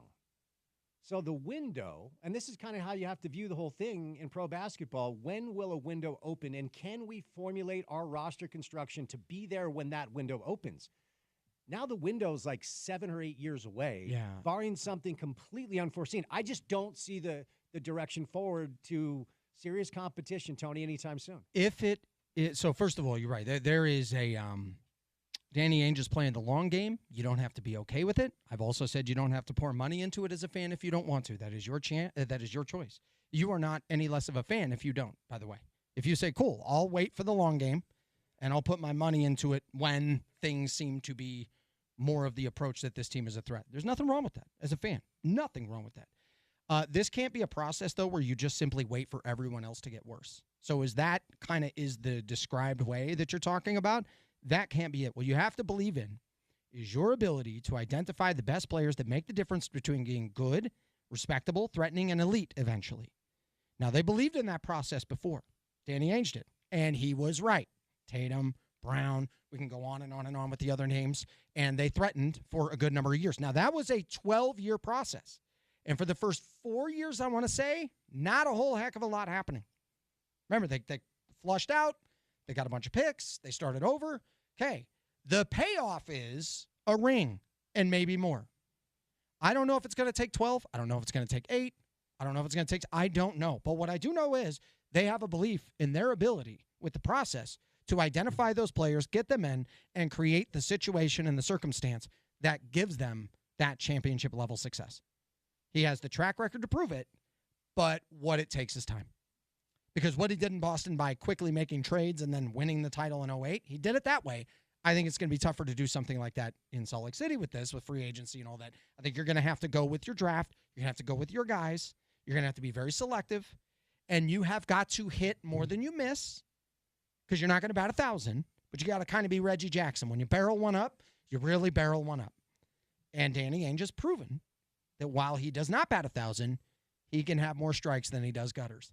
And so that's what this is. And I love that you've just been very honest about what this is. So you as a fan, you don't have to be okay with it now, but at least be honest with what it could pay off to be later. Yeah. So in the immediate now, no. Yeah, no, well said. So the hope, the sincere hope, truly, and I don't really know that I'm ready to emphatically anoint or dismiss any of these young players. No. Does Cody get stronger, quicker? Is he able to take contact? Can he score on all 3 levels? Does he look like a promising young player? Does the Keontae stuff, we won't do a lot of time on this. Keontae stuff is really interesting to me because there are moments where I'm like, yeah, all right, that's real, right? And then there are a lot of moments where I'm just like, I don't know that he can run a team. At least at this age, he has not shown his ability to be a lead guard. Does he show that ability this year? Here's what you got. You got Markkanen, and he's awesome.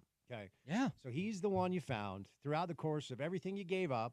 And I've always been the one guy yelling into the void about the Gobert deal, okay? Because I saw Rudy impact winning here in a way that he's impacted it in Minnesota. And yes, they got a haul, but what does that turn into? And we still don't know. So do we see something, excuse me, that we're not expecting from an Isaiah Collier? You get my point? Like, does one of the young players popping away we're not expecting? Yeah. I think that's something that can happen. Will eventually happen. I mean, you're going to have progress. The key point is how much progress do you have with some of those guys? And what will happen with Danny Ainge is I do believe there's a shorter leash than people would think. With him, it's a hell yes or it's a no. And I do think fans should like that because he is quick to make those moves. You were the first to point that out when he first arrived. You were like, this is what's great about this. If he sees it's not going to work, he's moving.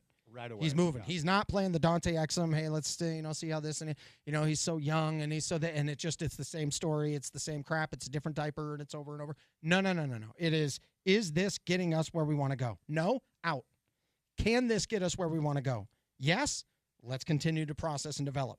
We're not going to hang on to Alec Burks longer than we should. We're not going to hang on to Dante Exum longer than we should. And so it sounds ruthless. It sounds like incredibly, I don't want to say small-minded. Like somebody would think, man, that's so impatient. You're in a league where you can wait and play the long game with the big picture to win the title, but you can't play the long game with something that you don't see getting good enough fast enough. And he has to be able to believe that he can identify what that is, know when he's wrong, and move. Danny Ainge, I give him a lot of credit. He's been that way his whole career, and he's going to be that way with this. Yeah, Danny understands sunk cost fallacy, unlike almost any other NBA GM. Oh, yes. Like, when it's time to move on, it's time to move on. I do wonder what this means for Will Hardy, who's in year 3, who is a very proud guy who wants to win basketball games, but he's being paid handsomely. He's obviously part of the plan. I just have a hard time seeing this turn into anything really exciting anytime soon. I hope that they can give him what he needs going forward because I do believe culturally he's doing a lot of great things. Yeah. I do believe systematically. I think he's a great basketball mind. I'm not just saying this because I've had a chance to watch it up close and see what's developing. Yeah. I hope that they can say, hey, you've been a part of this process as we were going through the pain tolerance. He deserves to be a part of the process to give it a chance to see them thrive.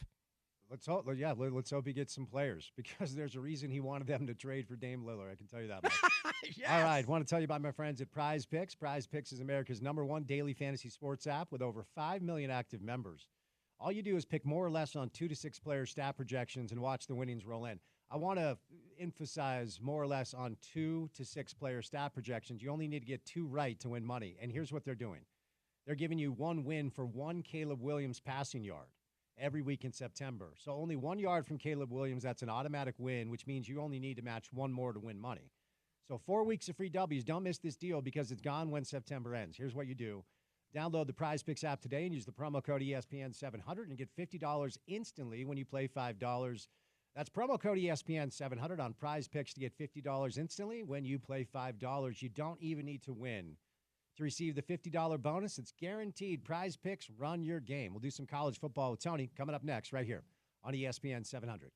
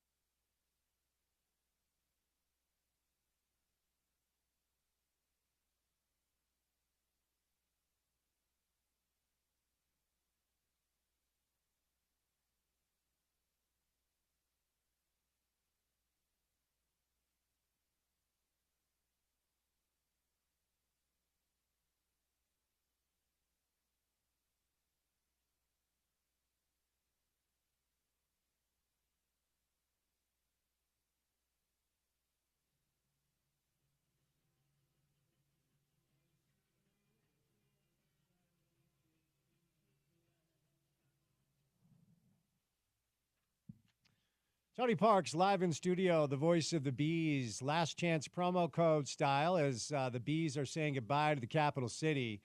Join the Salt Lake Bees at Smith's Ballpark for their final two homestands. Well, their final homestand of the season. Porter laughs at me because I Ron Burgundy my reads. If it's on the script, I'm going to read it.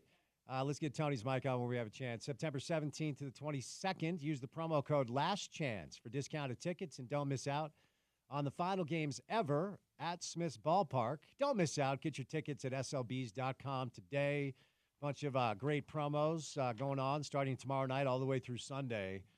So one last foray for the Bees here in the capital city.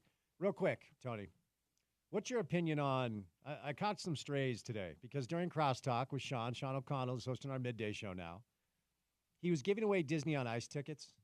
And he said something along the lines of, well, if you have kids, this will be great. Then he said, well, even if you don't have kids, you should go. And I said, hold on a second. And I was too aggressive with my opinion, as you know me, as I am wont to do from time to time. I guess this is where I'll settle on it because I was a little aggressive earlier. I don't fully understand Disney adults. Like, like you don't have kids and you're calling up your group of friends and you're like, dude, what are you doing the third week of October? Let's roll to Disney for like a week, bro. Let's crush a little Small World. Let's hop on Space. Like, you know what I mean? I hear you say it like that. I'm not judging, but it's just not my thing. And I am a father, as you know, and I've had wonderful times with my son, my young son, at Disney World and on Disney cruises. But the way I phrased it earlier, I caught some pushback. People were saying I was being too harsh. What's your, not on adult that likes Disney movies, what's your opinion on adult who multiple times a year spends thousands of dollars with his or her friends to take week-long vacations at Disney resorts without children? Okay. I am not a hater on Disney adult fan. I'm not. No hate. I'm not. Okay. But you better get out of the way when something for the kids ever comes up. And you better let them have the front row seat, and you better let them go first, and you better make it about them. But you ever take too long with, I don't care if it's a Star Wars character or if it's Rapunzel or whatever, you better make sure that it is first and foremost for them, because that's who this is for. So Nat and I did Disney on Ice once. We ended up getting tickets, and it was just her and I, and it also was shortly, is probably 3 months after our oldest daughter was born. And so there was a little more to it, you know. And so we went there, and I remember being there with my wife. And the first thing we did, I mean, all these families have all these little kids, and our seats were supposed to be at the front row of this suite. And we were like, all the kids go up there. And we sat back on the bar stools and, you know, sat up at the table and had a good time. But we made sure every prize that was given out, we gave it to one of them. Like anything that was given, it is for them. So as long as you keep that part in mind, I'm all about it. I not for me. Like, I'm not dropping a bunch of money on Disney. My sister's big Disney adult fan, and now she has a daughter and stuff, and so it's great. But I'm not a hater on them. But just make sure you don't impede on any child's experience. If there's limited tickets, they get the ticket. Okay. It's good life advice. Yes. In a much more serious tone than I was expecting.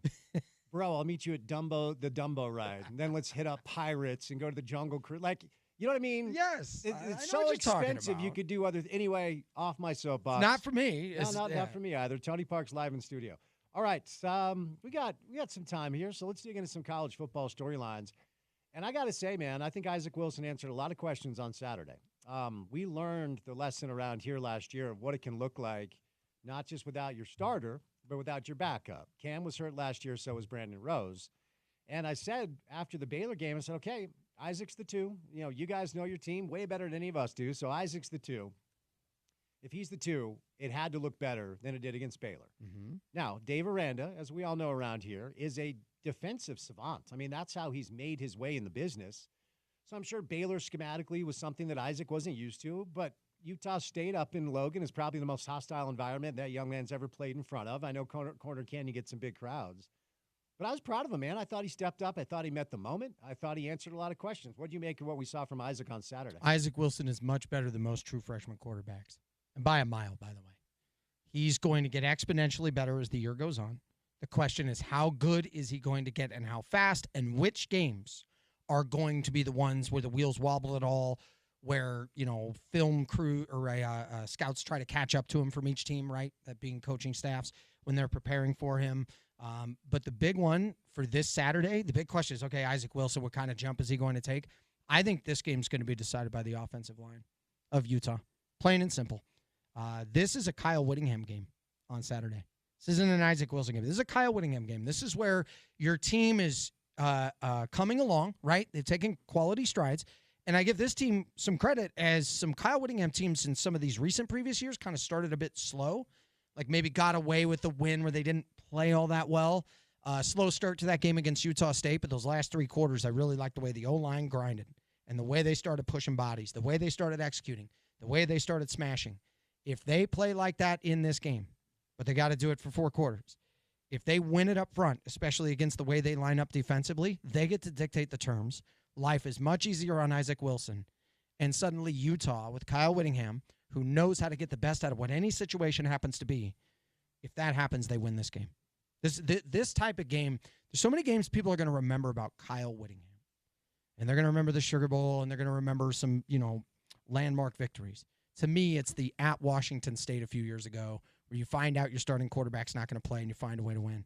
It's the home against USC where you're down big like that, you find a way to win. It's the Travis Wilson at home against USC where you barely score anything on offense, but you keep it close and you win at the end. USC last year, I know I'm just pointing out USC games, but there's several of them that we can go to where it's like, man, they won that game. That's a hell of a job. And you look at the work of coaching and some of the guys that come through and help you in the win. At home against BYU in 2012, it was the field storming game. That was a Kyle Whittingham game. Your longest drives for a touchdown were 17 yards and 39 yards. You found a way to win with John Hayes. Like, that was some work, bro. And that was incredible. It's interesting. I was thinking about this through the prism. Like, I'm watching Chiefs-Bengals, and I'm like, Chiefs will figure it out. They're going to win somehow, some way, right? And I never fully, and you probably experienced the same thing, because on Saturday, I said this on Friday, that Utah State game had some of the tricky dynamics of what an upset game could encapsulate. And I say this every Monday, one of the reasons I love college football so much is the unpredictable nature of it. And really good teams get got every week. Mm-hmm. And Utah rarely gets got in a scenario where they're not supposed to lose. So unless there is a cataclysmic injury situation like there was a year ago, which made last year a moot point, I don't even reference it. It's a miracle they got to 8. I thought that was a great coaching job. More often than not, when Utah football is supposed to win a game, they win a game. He very rarely gets got when he's not supposed to get got. So I view Saturday ultimately as a massive success because you handled your business. And it was never fully uncomfortable. I mean, they go down 14-3, but I always get such a kick out of football fans who in the first and second quarter are tweeting like they're about to jump off their roof. I'm like, it's the first quarter. You can't be up 1,000,000-3 after one. Like, give it some time. You should see Bears fans in the city. Oh, I'm sure. they're I'm insane, sure. dude. But it was a combination of, to your point, just a do your job, work ethic, coach, win. Okay, let's not get got here. Let's not get stung by an in-state team when a lot of their players probably want to play for Utah. You know they're going to show up against a CFP contender to put good tape out there, and some of them did for their pro careers. Like, let's not get got here. So that's simply put, showing up, getting a win when it never was fully in doubt. It just wasn't. But then to know, because look, Tony, I know you're not a gambler, but if I called you, I said, hey, you have no choice but to put the Tony Park paycheck from any of your 70 million jobs on the line, and the bet is, will Cam Rising play every game this season? Who is going to bet on that? Like, I don't want him to get hurt, and we want to see Cam play all year, but I think it's fair to say that there's a really good chance that Utah is going to need Isaac in a pretty tricky spot in conference play, because what's the confidence level that Cameron's just going to be under center all year? Right. It's hard to have that right now. No, it really is hard to have that. So you need Isaac to just continue to progress. And I love this kid. I love the first time I ever saw Isaac Wilson, he's playing in a game against Lone Peak. And this is a sophomore game, so by no means is this varsity, whatever. But he's a freshman. It's early in the season. And he throws a really bad interception before halftime. And, I mean, the coaching staff is just all over him. I mean, he was okay to be coached hard. And he took it on the chin, and he owned it. He came out in the second half. They were down like 17, 8 minutes to go, and he rallied them back to win that game, and he made throws that were just insane. And I remember being like, this dude is tough as nails, Wilson man. kids can sling it. Oh, dude. man, they no, were tough no doubt as about nails. that. As But a Jets fan, I can say that. I watched him from each piece of that, not just grow a little bit, but grow so fast, so quickly. And I understand college football is a different deal. I'm not saying a sophomore high school experience is truly what's going to represent his whole college career, but his mindset and also where he comes from in a family that has played at high levels, you can see that he absorbs things quite quickly. And then you have a coaching staff who's great at managing problem solving. And Jason Benetti said it last year in that game against USC. Is there a program that's better at problem solving? No, there's not. So then you have all these ingredients with a chance for him to excel. I'm not saying he's going to hit All-American level this next week, but I think he'll take a very good stride forward. And if that offensive line can play like they did during those final 3 weeks, I think they have a chance to have a great victory in Stillwater. Now, there's still plenty of variables. You got to perform, right? You have to execute. You can't come out there on the road and get off to a slow start. You can't feel your way into this game. You can't take what the defense gives you. No, you just got to go get it. And that O-line can make life a lot easier on a QB in Wilson, who I think has great skills and talent. By the way, you now have, I think, a great weapon on third down, red zone, cold weather. Another one, I shouldn't say just one, but Loner going up and getting the ball. And Wilson with great touch. Like, that's fabulous. That's a great sign. So this is all formulating and coming together. And if this is that week where I think they polish it for 4 quarters, they win this game. And I just think it was so good for the fan base to see a dynamic in place. And look, Oklahoma State will be a different challenge. And if Isaac has to play on a random Saturday, a road game in a hostile Big 12 environment, then we're going to see what he's made of. Because this is a different thing. I'm not saying it's not. But for how bad it was last year when it was Bryson, then Nate, then Bryson, then Nate and Bryson, the fact that the fans were able to see it can look okay this year, even if Cam has to miss time, I think put a lot of fears to bed. Because, dude, you know the deal. The conversation for Utah football over the past 3-4 weeks leading up into the season, you hear Kyle say it, you hear Coach Ludd say it, like, we need Cam to be smart. We need him to show discretion as the better form of valor. We need him to throw the ball away. Right. We need him to get down. We need him healthy. And he lasted a game and a half. And here we are again. Now, it's not a long-term thing, and we're told that he is going to play on Saturday. That's the plan against Oklahoma State. But the fact that it took a game and a half for Cameron to miss a game, not a couple of snaps, not a couple of series, he missed an entire game. That, in my opinion, bred a lot of anxiety around here, like, oh, here we go again. It's going to look like it did last year. And I think, Tony, at least for one day, the fan base saw that it's not going to look like last year in the event that Cam has to miss time. No, totally agreed. Because now you're dealing with a guy with a lot more skills. And that's no slight to the guys before. It's just a fact. This guy has more skills. Yep. You watch the way he throws the ball, the different types of throws. He's more polished. He's more skilled. You don't have to protect yourself from him. It's not be careful country. It's not John Hayes where you throw it deep once each half and then try to hand it off to John White for the other, 65 snaps. No, that's not it. The preparation is going to give a more skilled quarterback when he's out there, that being Isaac, a lot more confidence on what's going on. Plus, you have a great coach in Cam Rising who has no reason not to help coach this guy up, right? Because when Cam is fully healthy and ready, he's the guy that's back out there, right? So there's a great amount of trust that's in this program, and I've seen it 10,000 times. It's very, very rare in this day and age in college football right now, with depth and experience on that coaching staff, that you always feel like they're going to give you the very best chance possible with what you're working with here. And what you're working with is still very good. Yeah. So I'm with you on the here we go again. It's going to give anxiety. The one thing you got to do is exhale and say, man, we got a great coach in place. They're going to come prepared. For a guy in Wilson, it's not like he's coming in there, hey, this is kind of his thing. He's new. We don't really know what he's made of. No, I think we've seen some of what he's made of. And I think at his very, very best, he's shown you some flashes to be great. And I think he's going to show you continued flashes to be responsible. The big one there, too, is defense has got to come up with some more timely plays. The Snowden pick was, I think, as big as anything. It was awesome, yeah. Like that, I did not see a pick coming on that play. At best, I saw a PBU. The guy's a hell of a player. I had a chance to see him up close a lot. So it's some of that all mixed in together to get what I think will be a close road victory. But I can see the fan being concerned. The other thing you got to remember is be happy that you're in a conference that is not going to be like Oregon and Washington and maybe USC happened to be at the top last year. and you are dealing with a team that is well put into place to go give you a great chance the rest of the way. Yeah. I think there's a lot to be confident about. I mean, I do think the next 4 games, it's not an easy task. It's Oklahoma State, it's Arizona at home, then it's at Arizona State, who's been a lot better than anybody thought.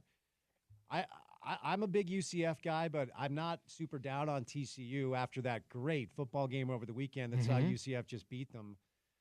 And the other thing, and then we'll move on, because I have to wonder, Brock Heward hopped on the show prior to the season, and I actually heard him talking about this on the Utah-Baylor broadcast as well. It's not a slight to Corner Canyon. It's not a slight to high school football. Andy Ludwig's playbook is 10 times to what, as it pertains to what Isaac Wilson is used to studying. It's a different thing altogether. It's a different level. It's more complex and nuanced. But I thought Coach Ludd let him go a little bit against Utah State. He threw it 33 times. So I wonder, and again, let's be clear here for people that are turning on the radio saying, wait, they're talking about Isaac Wilson playing. No, Cam is expected to play on Saturday. But I wonder if Isaac needs to get back in there. Did Andy see enough from him on Saturday to continue to give him some freedoms to be who he is, as opposed to your point, just 3 yards in a cloud of dust? Yeah, I think he has. I think he has the maturity. I think he has the focus. I think he has the tenacity. I think he has the responsible mindset where he can still play with abundance without having to be careless, but yet plays with the right amount of scarcity and understanding control and managing the game. And Kyle today was like, okay, I shouldn't use the word managing because it sounds like we're trying to protect ourselves from him. But no, he understands the full 60 minutes, the 10 possessions or whatever, 10 to 12 possessions. And he has an element to his game that he understands how to consume the whole game so well. And I know some of this is because I was so close to it for so many years. But I was so impressed, with Zach, obviously, and I'm impressed with Isaac in that way. I think he's well ahead of what most people in his position would be. And so is he finished? No. But if you end up having to go to him again somewhere, because as you mentioned, like there's an injury situation there that exists. You're not trying to speak ill of Cam, but it just is what it is. You've got a lot of games left, and you might need to have this again. And when you need to go to it, are you going to have Conference Player of the Year type performance? No. All-American? No. But what you will have is something that you can depend on to minimize the gap between who your starter is and who your backup is, because last year there was quite a drop. Let me get a quick BYU thought from you before we catch a break for the 5 o'clock hour of the show. Last year, it was weird in a lot of ways for a team whose head coach was Kalani Sitake and whose defensive coordinator was Jay Hill to be, I think they were last in the country in sacks. They could not pressure the quarterback. It didn't look great. Keaton Slovis never fully settled in. They get off to a decent start, then they get smoked in conference play. But it was the defense that confused me because Kalani, that's his thing. Jay Hill, that's his thing. We were talking about Dave Miranda earlier. Kalani cut his teeth under Kyle. So did Jay. They know the deal. They know that in order to win football games, you have to be stout on that side of the ball, and they are this year very stout defensively in a way that I don't think they were a year ago. Now, a lot of it's going to come down to Jake, and I sit down and turn on the game. He throws that early pick, and I'm like, dude, what are we doing here? I mean, A-Rod last week said, I will eliminate the turnovers from my program as QB goes out, throws an early pick, and I'm like, Bohannon started warming up. It was on the broadcast. They started warming up Bohannon. I'm like, all right, are they going to pull the plug? But I thought Jake, just like Isaac, responded really well. Monson on Friday said Wyoming sucks. BYU should roll. I wasn't convinced that Wyoming sucked, but they suck. And, and BYU rolled. Give me your thoughts on BYU's clean start. Well, I think Wyoming isn't very good. And I think BYU is going to be tested even more so here coming up. The big thing is, can you play consistently enough? Can you stay away from some of the catastrophic mistakes that against Wyoming you'll get away with here and there? Like Utah had a slow start in their game against Utah State, right? You can't do that against Oklahoma State. But at your best, which I think they showed during huge stretches of those final 3 quarters, you can dominate a team like that, and you can absolutely show the fundamental sound abilities to control a game. BYU, I still need to see more from them that they can avoid some of the catastrophic mistakes that give me belief that they can have a much better season than I had originally expected, right? Some of that is still going to be a work in progress. And I think one of the big questions about them at a, P4 level, if you will, is can they get the players often enough to be that kind of program that emerges and grows, right? There was an acclimation period for Utah to the Pac-12, and that was clearly a few years there where they were sub 500, didn't go to bowls, things like that. And then all of a sudden it was 8+ wins regularly.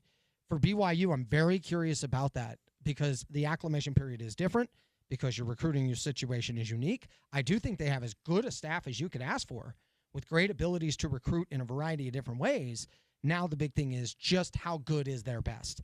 And I think Jay, who, if you look at what they do defensively, it comes from perfecting fundamentals, lane discipline, guys understanding their job, not getting outside of themselves. But on offense, you've got to be able to make big plays more often enough. And then the other thing you're going to need is you got to stay away from some of the catastrophic mistakes. So how they weigh that balance here, Spence, against better competition, that remains to be seen. And I think A-Rod has a really big task on his hand to gauge and balance how that is, because Kyle Whittingham, with his number of offense coordinators that he had for years, had to figure out how to do that with Travis Wilson.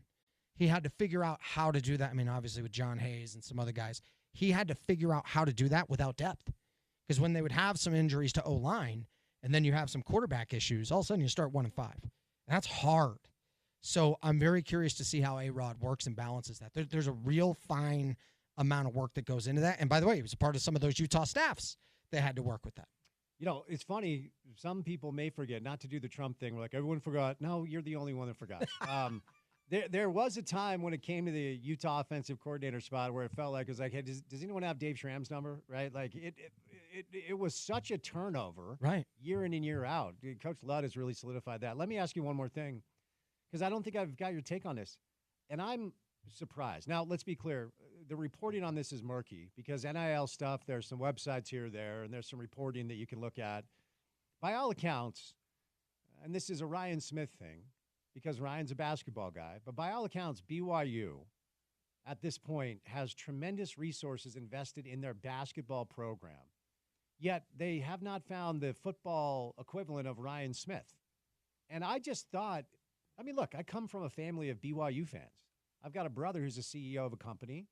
And there are so many ex-BYU athletes or just ex-BYU students that go on to start companies or MLMs and make a ton of money that love BYU football. I'm kind of surprised the Ryan Smith equivalent for the football pro does not manifest itself just yet, at least as far as our understanding goes. So I said this from the beginning. I was working at America First Credit Union. There weren't many people in the office at the time. It was COVID, but there were a few people. And we would talk football, and it was a great time. And this NIL thing really started getting big. They talked about how big a deal it could be for football. And that's what they wanted to see. Hey, there's a lot of people that support this team. They could really get behind it in these different ways. I said, I think basketball is where they can really make it happen because you have a smaller number of players. You have a much better chance to garner some stars. You have a 20,000-seat arena that you can pack. I think they have game presentation that is second to none. They're so good with their game. I mean, they're so good with their fan experience. I tip my hat to them all the time. They're really, really good at it. And that's not to disparage anybody else. I just think they really have something there that I think is very impressive. And so they've worked hard at it, and they've taken pride in it. I think if you're an athlete, you love to see that. And basketball, the way that they do it, and people at Utah would say, well, why not us? Well, no, it's hard because you don't have enough people there to have some of what you're trying to build. And obviously that comes with winning, and we can go down that rabbit hole another day. So it's kind of unfair to some of the other staffs trying to put together a good fan experience because BYU basketball has something there. They put together some good wins there with Pope. They had a good run that, they went to an NCAA tournament, whatever. They're stacked right on paper this year. This year, the juice is just high, man. And you did a lot with the coaching staff. So NIL with basketball, I thought was going to have the first big impact. I do think they can get there with football, but it's got to be with like a quarterback and then a key running back, receiver, right? So you dial in on a couple of key positions for that, and you target in on that. And that is the way it would have to happen. That, I think, is a slower process. I really do believe it's a slower process there, Spence, and it's got to be something that's going to come over time. Whereas basketball, I thought they would actually have it earlier than they have until now. Now they're ready to go. But I remember saying that all the way back in like the fall of 2020, going, no, this is actually where they can have massive advancement. Oh, interesting, because that's been the case. All right, Tom, great to see you. Before I set you loose, hit that Bees promo again. Let's do it, man. Get it, slbees.com. Make sure you come out to the games. $5 tickets on Sunday. You get to run around the bases on the field after the game. You know what? You could probably stay longer, take a few pictures, have a good time, hang out with Bumble for a few extra minutes. Let it be that sign-off. Let it be something that you're a part of. By the way, weather Sunday is supposed to be amazing. So, it's one of those days where bring a jacket anyway, but it's probably going to be nice. Probably don't need it. Love it. Oh, and it's Bark at the Park on Sunday. Bring your dog to the ballpark. Get your tickets, slbs.com. There's no better place for Bark in the Park than that place. Friday night, Go Gold Night. That is going to be a beautiful and special night. Fireworks after the game, but we have wonderful tributes set up for all the different families currently in the fight, those who have been in the fight, those who have lost somebody in the fight. Cancer affects everybody in some way. People that we love. For me, I've got a very good friend in mind, who has been a part of that fight. And I think of you every single time anything like that comes up. I appreciate that. And the conversations we've had off the air. We have friends of ours who've had children who've been in that fight. And so it's a wonderful night to come to the ballpark, be a part of those tributes. And the Huntsman Cancer Foundation's pediatric research, all of that. Big thanks to everybody over there for all that they do. So at any point, come twice this week. The ticket deals are going to be good enough. You can afford to come twice, and we'll have some great options for gear that you can buy in the team store that you're going to love the discounts there, and you're going to love all the wonderful discounts when it comes to concessions, just everything involved with it. Make sure you're a part of it. slbs.com. Great to see you, my brother, okay? You as well, man. Be Sonny good. Parks, voice of the Bees. I want to tell you about my friends at Advanced Window Products, Nate Orchard, Jake Weber. Great dudes, great people. Say it all the time. When you choose a business, you choose the people. You choose these people for sure. Sales and installation, all in-house. No middleman markups. They build, install, and guarantee for life. It's a transferable warranty to the next homeowner. So if you're looking to sell your home, right now is a great time. So there's a deal right now. It's their fall football special, which is this week only. You save $2,500 when you purchase 10 windows or more. But all you have to do is get on the schedule. So if you need windows now, don't waste any time. But if you anticipate needing windows in a month or two, call this week, get on the schedule, save $2,500. Here's the number. It's 801-850-9100. That's 801-850-9100. 801-850-9100 or online at advancedwindows.com. 3 hours down, 1 hour to go. Keep it right here on ESPN 700.